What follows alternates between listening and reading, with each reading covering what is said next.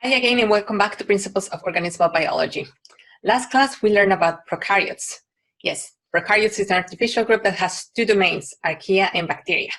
Today, we're going to go into eukarya, the third domain, and we're going to dive into protists.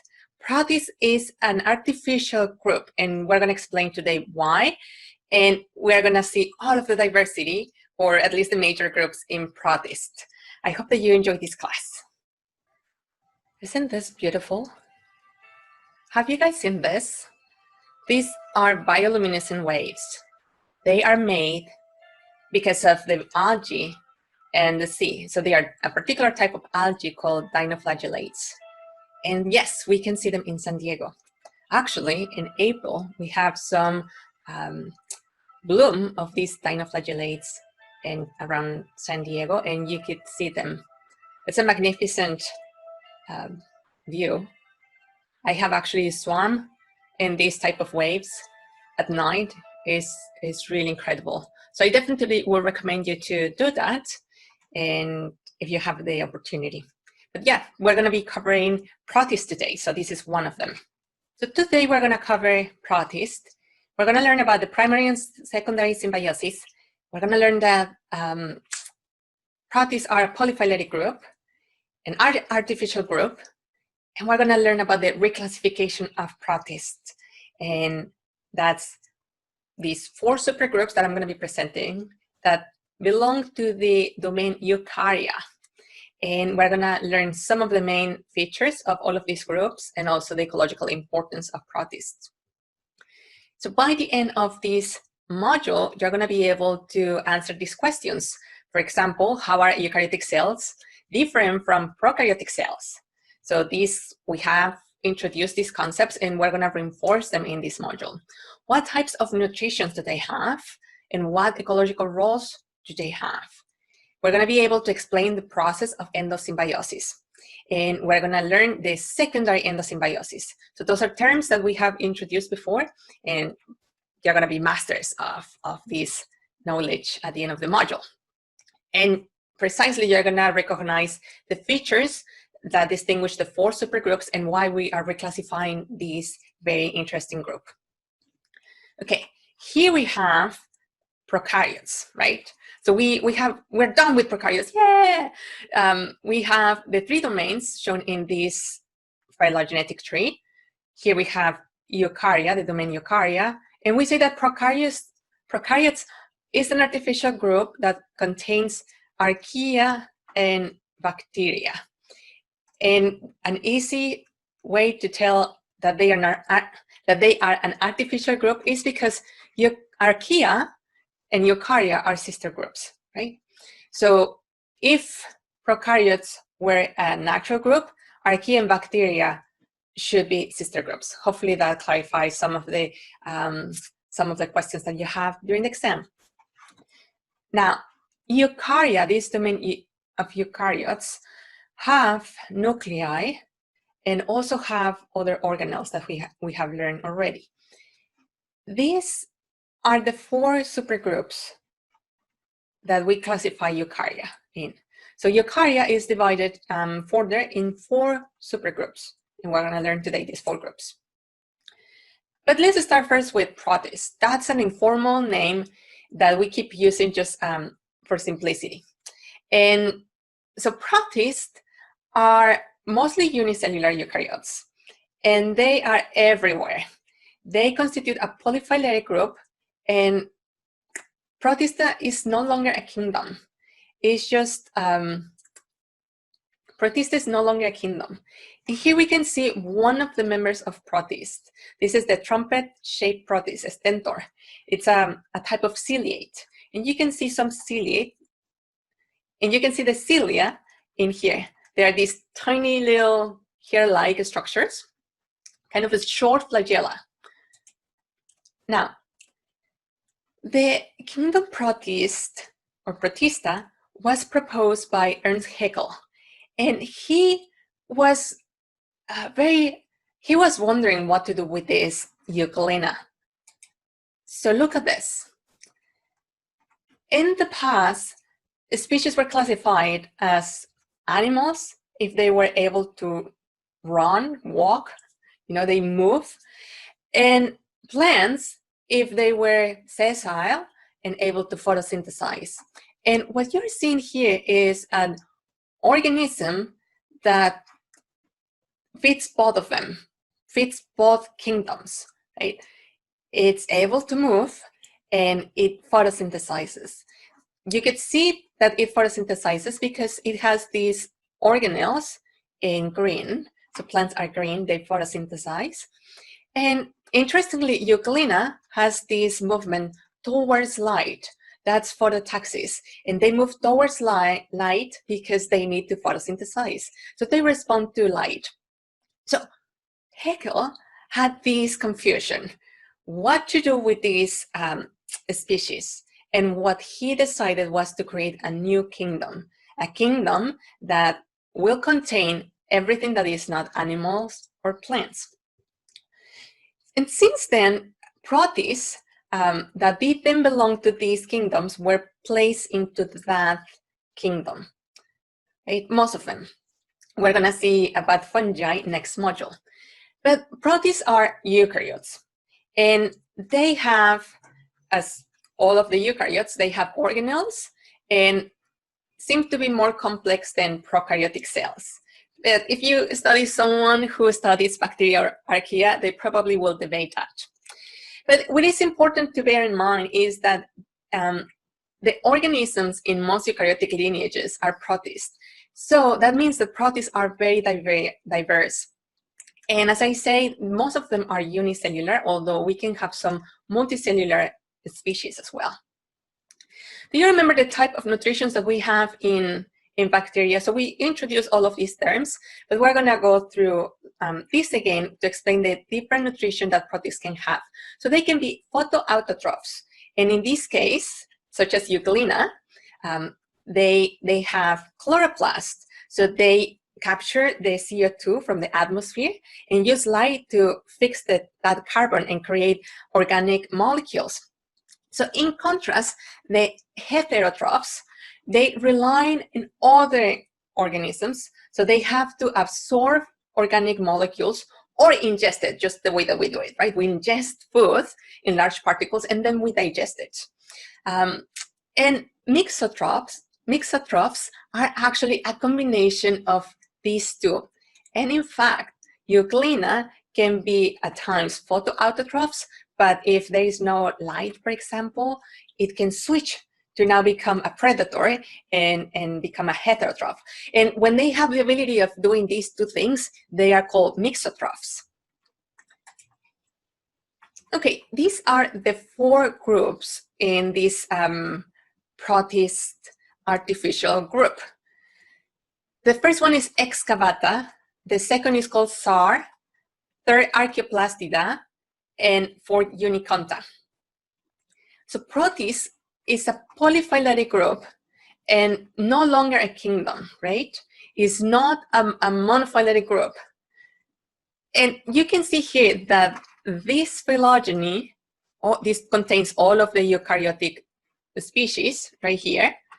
All of these has 4 clades in here. All of the protists are in yellow, right? And you can see that plants are here embedded in this group, in this large group of eukaryotes, and fungi over here and animalia over here. Hopefully you remember that the 5 kingdom classification that we used before moving into the domain classification consider the 5 kingdom, which were Monera, including all of the prokaryotes, that means archaea and bacteria, and then it had Plantae, fungi, animalia, and protists.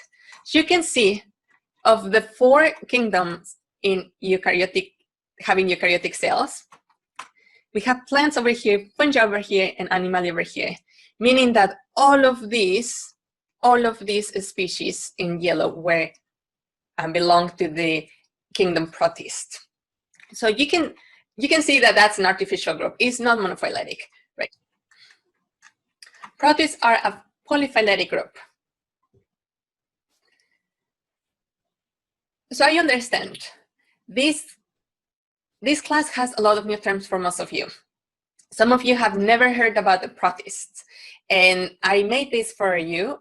If you like to use mnemonics, feel free to use this one. If you think that this is too silly for you, just skip this part.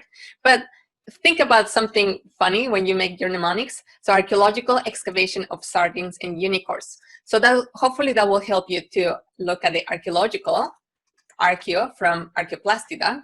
So archeo is kind of ancient. Archaeoplastida, the ancient plastids. Excavata are represented with the excavation. So excavata have a feeding group. We're going to learn about it a little bit later. And I'm representing that as the feeding group in here. Now, the sardines. So SAR is an abbreviation of these three different groups, but I thought that SAR might help you to remember this supergroup. And then unicorns as uniconta. And uniconta is the one that has animals in there. So maybe you can see yourself writing this unicorn. That might be helpful for you to remember during the exam. We are going to learn the different structures associated with the movement in Protists. And we're going to learn flagella, cilia, pseudopodium, and other mechanisms. First, let's answer this question. What's a structure in prokaryotes which is used for movement at high speed? A, cilia, B, endospore, C, fimbriae, D, pili, or pili, E, flagellum. The right answer is E, flagellum, right? So this structure is very different. The flagellum is very different between prokaryotes or archaea and bacteria in regards to the flagellum in eukaryotes, and we're going to learn why.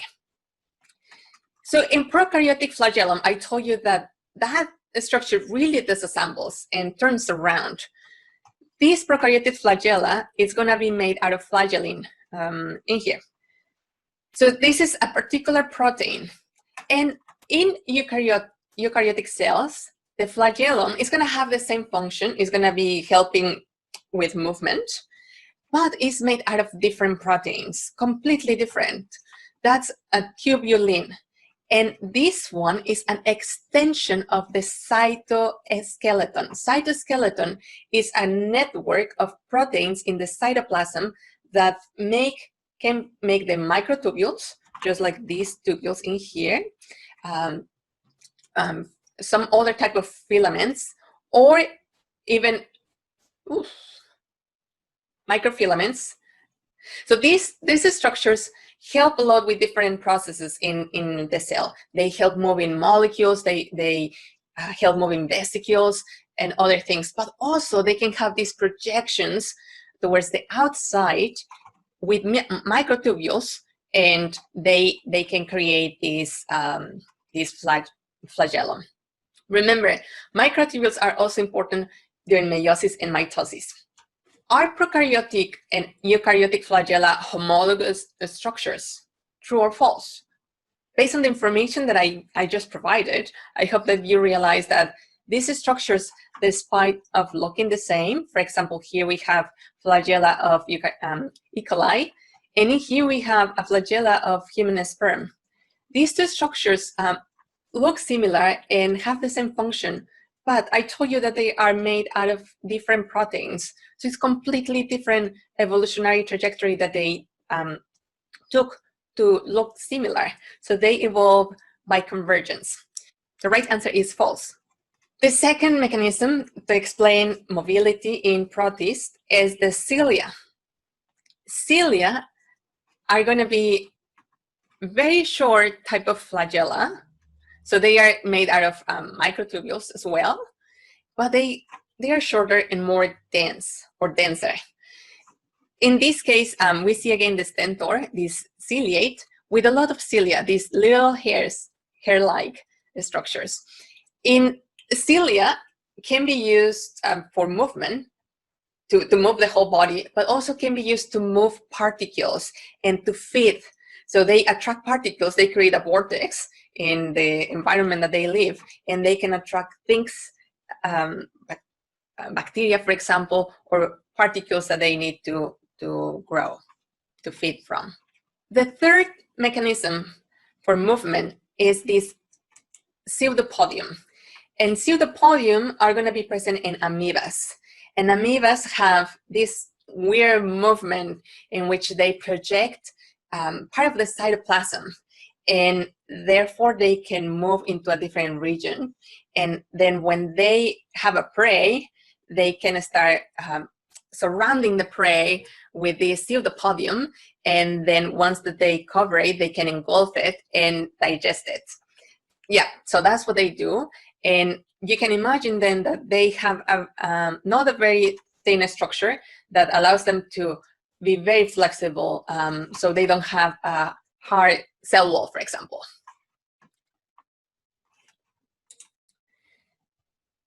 The fourth, it's other mechanism.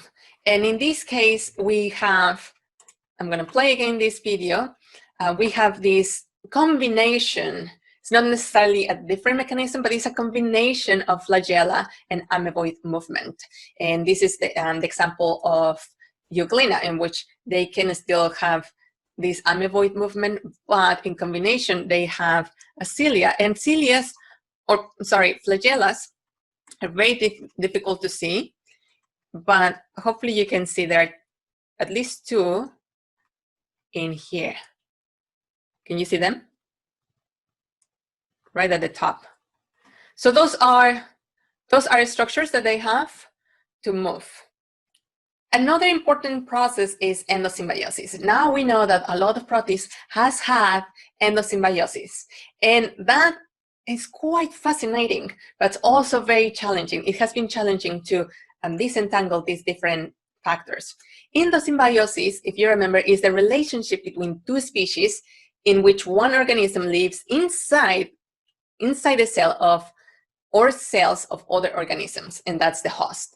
So we're going to review the primary endosymbiosis, this theory of serial endosymbiosis that we covered last module. And we're going to learn about the secondary endosymbiosis. For the first event in the serial endosymbiosis, we have an ancestral prokaryote that developed first a nucleus, right? So the membranes folded and then cover the chromosomes, or the chromosome, and then we have this formation of the endoplasmic reticulum, and the formation of the membrane, or the nucleus envelope. After that, we have officially our first eukaryotic cell. That means a cell that has a nucleus. Once that was established, this theory explains that this guy engulfed a bacterium, and probably an alpha protobacterium, that evolved into the mitochondria. So what usually happens is that cells that are engulfed, they get digested. This guy suffered of serious indigestion, and it couldn't digest the mitochondria, or the alpha protobacteria. So in time, that thing that was undigested kept dividing, and it seemed kind of a good deal to keep it inside because it was providing it a benefit. So they have this mutual benefit. That's a symbiosis. Now, once the mitochondria was established, then a second event of endosymbiosis occurred. And now this little guy that was a eukaryotic cell with a mitochondria in it, it engulfed another bacteria. And we think that the type of bacteria that engulfed, it's a cyanobacteria. And this cyanobacteria, again, was not digested. And instead, it became part of the cell, and it evolved into the plastids. So the plastids that we find in plants or in algae are descendants from the cyanobacteria that was engulfed. And that resulted in the photosynthetic eukaryotic cells. So that covers the primary endosymbiosis. and that explains the origin of mitochondria and chloroplast. But today we're going to learn about secondary endosymbiosis, and that's what happens in this figure. So in here we're covering still the primary endosymbiosis, so this heterotrophic eukaryote eating the cyanobacteria. And remember, cyanobacteria are gram-negative bacteria that has these two membranes, and in between we have the peptidoglycans, right? And this is what is telling you that one of these membranes was lost during evolution. This photosynthetic eukaryotic cell evolved into the red algae and green algae. So until here, it's the same that I just explained before. But now we have secondary endosymbiosis. What this means is that eukaryotic cells now ate red algae, and this red algae was not digested, but instead was kept and formed an organelle inside of these eukaryotic cells. In this case, we have one ancestor for these groups, dinoflagellates, apicomplexans, and estromenopiles. That's the origin of one event of secondary endosymbiosis. In here, we have green algae. And this green algae was engulfed, at least in two different events, by this heterotrophic eukaryotic cell.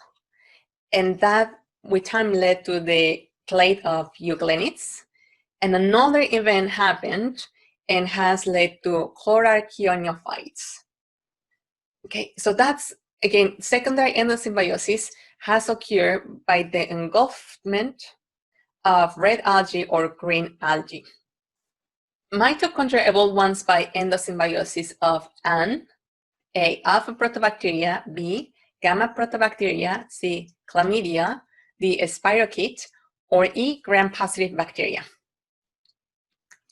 Mitochondria evolved from an alpha protobacteria, right, and chloroplast from a cyanobacteria.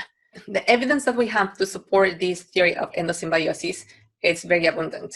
We have now genomic sequencing, and we have compared genes from the cyanobacteria and genes from the chloroplast or the plastids, and they are very strong, and they are somehow conserved. So that is one very strong indication that this is what happened. But also we have other similarities. For example, red algae and green algae have two membranes, same as cyanobacteria. The transport proteins in these membranes in red and green algae are homologous to the ones that we have in cyanobacteria. And this is very important because they have the same functions. And that means they are being used to photosynthesize. In this figure, you can see that the plastids have been acquired multiple times. And this is because of the primary symbiosis, but also the secondary endosymbiosis, which has resulted in all of these groups that have plastids in them being not a monophyletic group.